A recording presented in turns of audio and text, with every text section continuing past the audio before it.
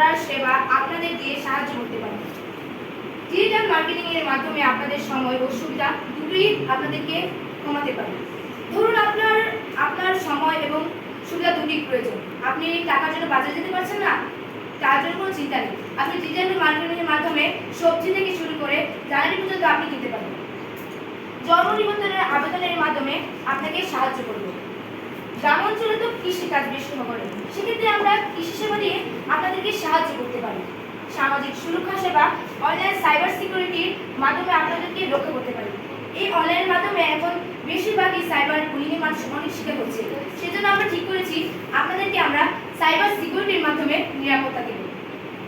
তাছাড়া এই নাগরিক, আপনারা যদি মনে করেন আপনাদের সেবায় কেউ নেই, তাহলে আপনি ভুল ভাবছেন।